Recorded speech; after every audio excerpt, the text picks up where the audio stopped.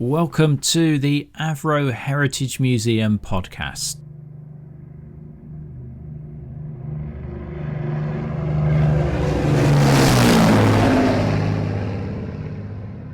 Hello and welcome once again to the Avro Heritage Museum podcast. Listeners may well recall our episode when Jeff Brown and John Monaghan, two Lancaster veterans, chatted together and shared memories. Jeff, who was a mid-upper gunner, who then trained post-war as a pilot, became, in civilian life, an Avro employee in the design office. He recently came back to Woodford to talk to us again, and in this episode, he meets Ray Reeder, a member of the Vulcan restoration team. Jeff talks about the work that he did on armaments for the Vulcan. He shares some photos and documents with Ray that cover both wartime and the post-war period. He recalls his unconventional first experience at the controls of an aircraft, reflects on his transition from propeller-driven to jet-powered aircraft, and tells us about much more recent visits to RAF Coningsby and RAF Waddington. Interestingly, I understand that you've been involved in Vulcans, and in particular in the Bombay areas and working on blue steel or not? Only on the carrier for it, Oh, okay, not yes. the actual weapon. Right, Yes, which was a central carrier, went across the main beam in the middle. yes. We worked on all the bomb carriers for the Vulcan, Okay, from practice bombs to nuclear weapons.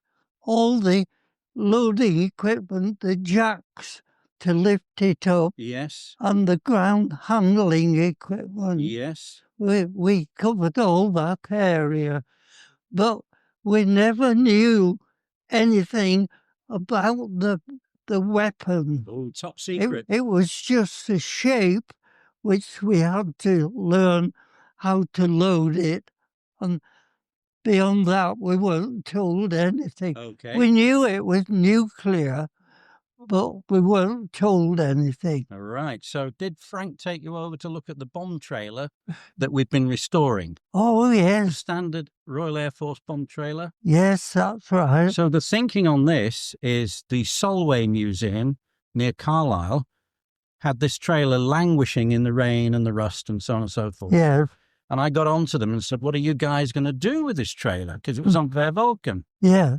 And in Cumbrian accent like, they said, we don't know, Mara. Do you want it or something? They donated it to us. We've restored that. Yes, I'm going to show you some photographs in a moment because we've also identified our acquisitions team the weapon to put on top of it, which will be in here. Have you got glasses? You're okay with them? We are going to put on it a standard yellow sun casing.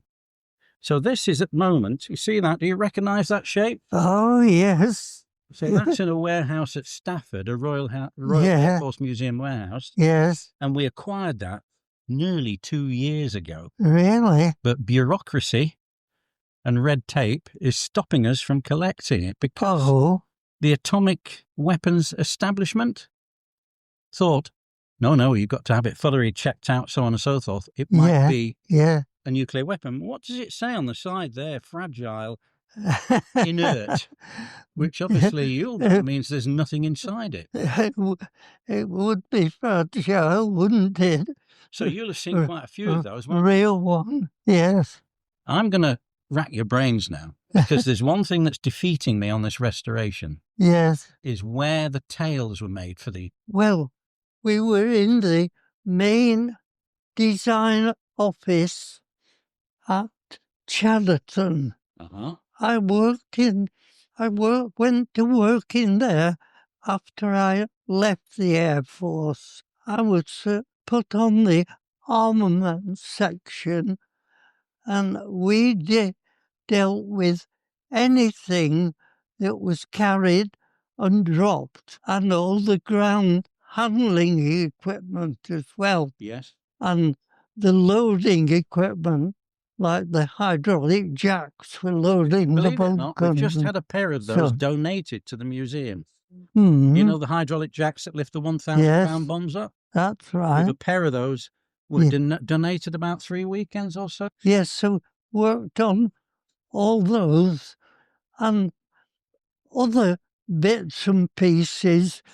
We did like photo flash carriers, all the different types of weapons, from practice bombs to nuclear bombs. Okay, yeah. Yes. But we didn't actually handle or know anything about the weapon. Yes. Only its weight and explosive, size, how it worked, what it was capable of. We didn't know anything. Right. We just knew by the code names like Yellow Sun, Yes, indeed. Blue Steel. And looking at that picture, there's a picture of you of Yellow Sun. Yes. About to be loaded into a Vulcan. Yes. How long ago? That's the central rib cradle arrangement that the hook came down and pulled it up, and it's set inside the bomb bay there. That's right, yes. I studied it and I found out about the flat front on it. No, I didn't know anything about that. It stopped turbulence when it was released out of the aircraft. A pointed bomb would roll and all sorts of things.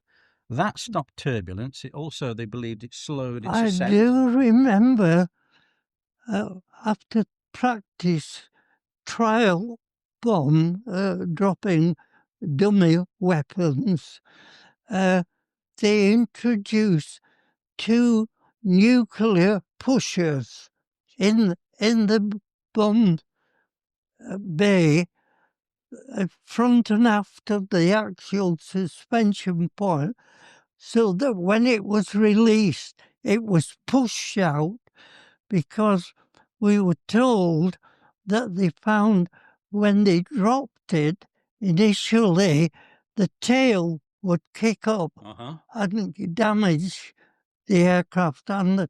So to get it clear of the aircraft, they had 2 nuclear pushers. At the time of release, it was shoved out, you might say. Yes. We certainly wanted to go. Well, also interestingly, the weapon had a pair of channels inside in the front of the actual weapon itself, the flat nose, with airways running to turbines.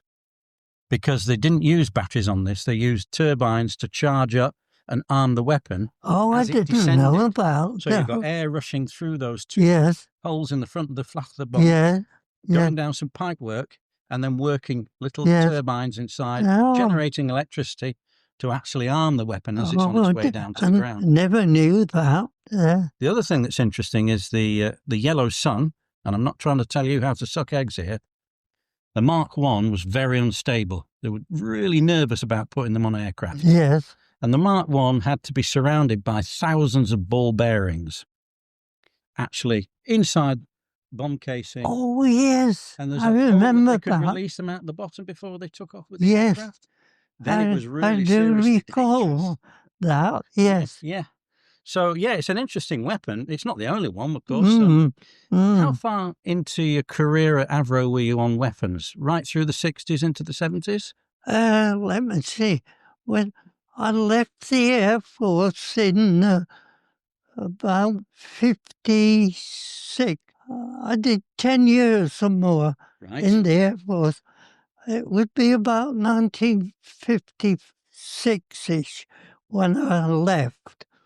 And I then, after a short period, started work in the design office at Woodford, at Chatterton rather. I never did anything at Woodford, only making short visits.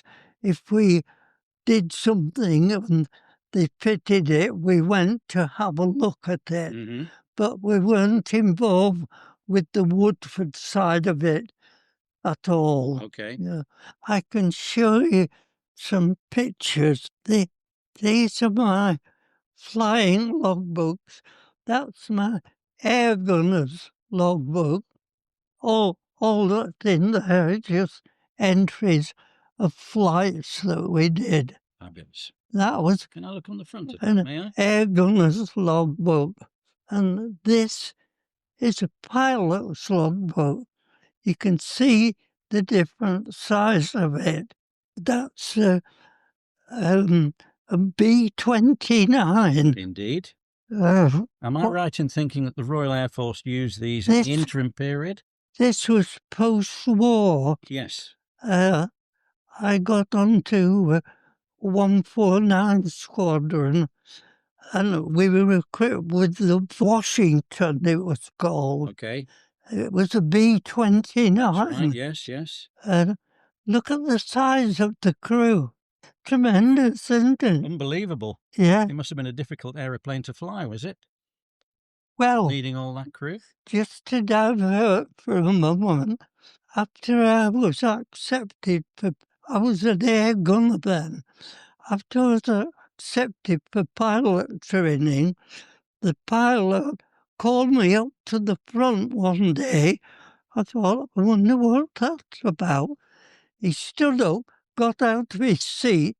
He said, have a go. So I sat in a B-29 bomber and flew it for half an hour or more. Great. Did a few turns.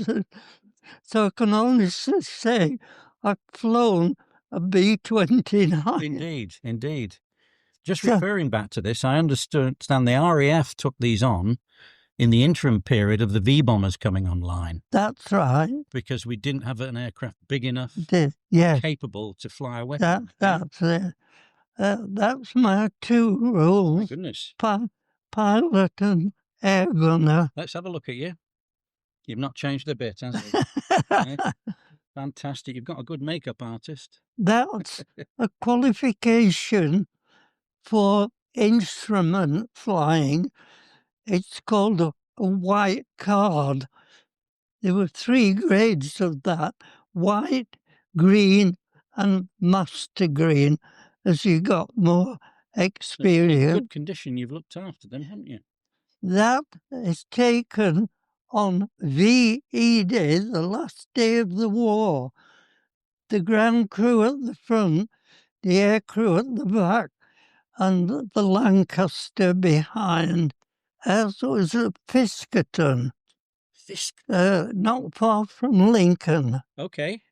And another one? That's just the air crew without the ground crew. When I went on to pilot training, I was trained on these things at Harvard. Yes. That was in Canada post-war. After we qualified and came back to the UK, I flew these things, the Meteor jet. Right. And how did you, after flying a prop-driven aircraft, how did you find going into a jet aircraft? Very easy. Very easy? Very easy. Okay. Why? For one thing, you had a tricycle undercarriage, so you were level in takeoff and landing. Okay. With Harvard, a tail dragger. Tail dragger, yes. Taking off was a bit tricky. You could ground loop as easy as anything if you didn't take care and control the thing, because as the tail came up, a swing used to develop due to the propeller rotating like the disc of a gyro, and it used to precess, because on the ground it was sloping backwards. As you gained speed, the tail came up, it changed to vertical, and a heck of a swing would develop. You had to be very careful to control it. Talking of tail draggers, guess what's arriving in our museum facility over there Thursday afternoon? Oh, Anson. Oh, somebody told me. It was Frank, but we've got an Anson coming. Do you remember them? Oh, I do. I did my air gunner training fabulous. That's my pilot training. Look at the date on this. This was before I joined the Air Force, when I was in the Air Training Corps. Look at the date on it. 1942, I believe, is that? Yes. Ashton-under-Lyne. Where do you live right now then? Whereabouts are you? I live in Mottram, Oh, correct. Yeah, a great. little village Yeah. up the road here. Now, Fabulous.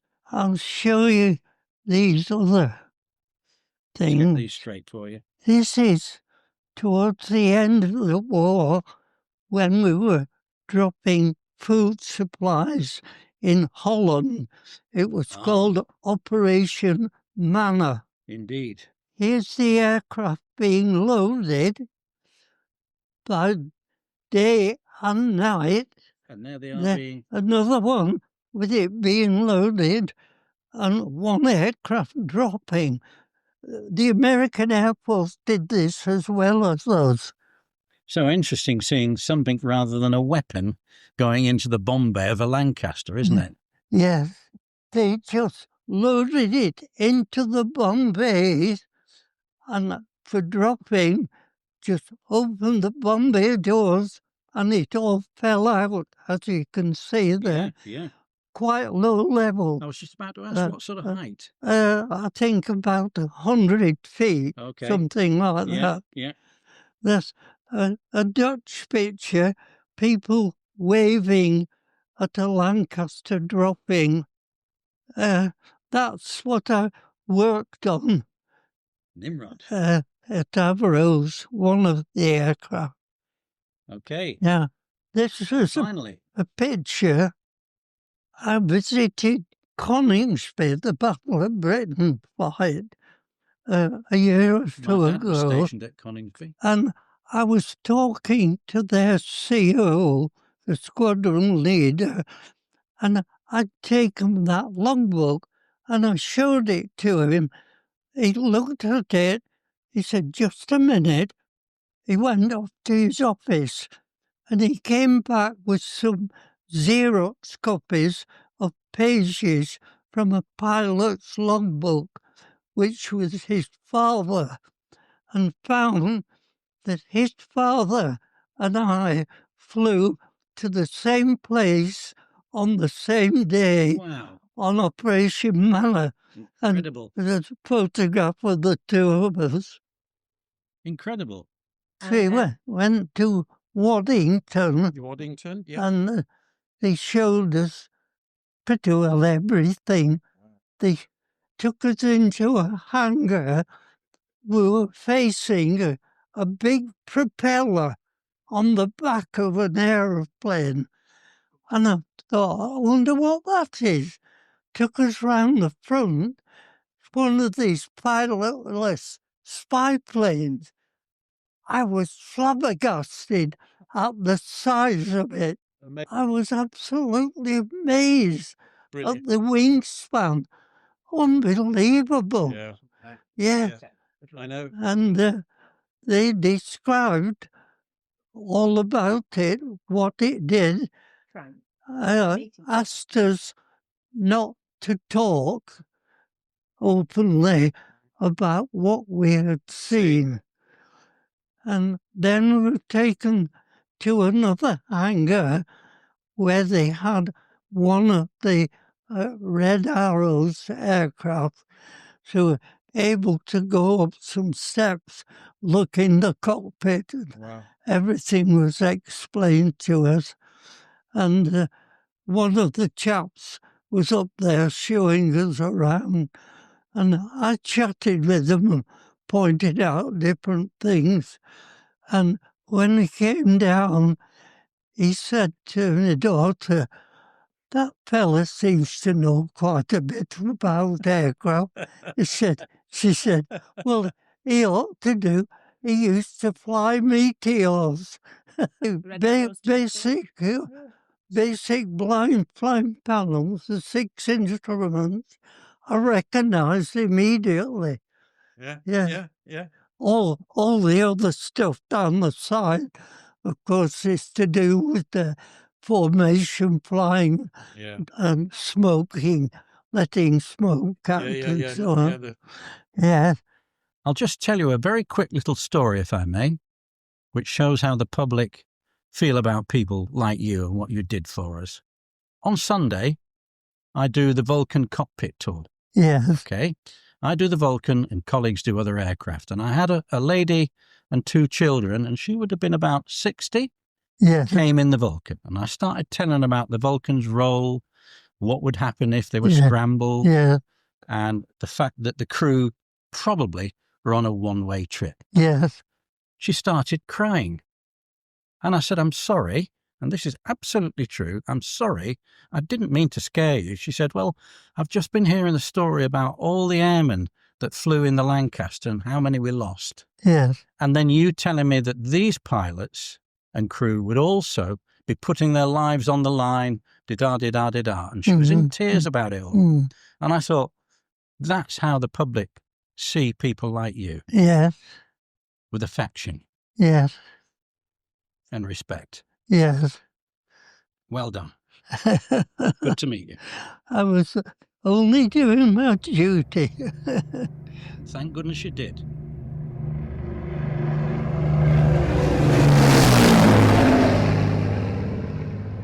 Make sure you follow us in your podcast app to ensure that you don't miss out on future episodes.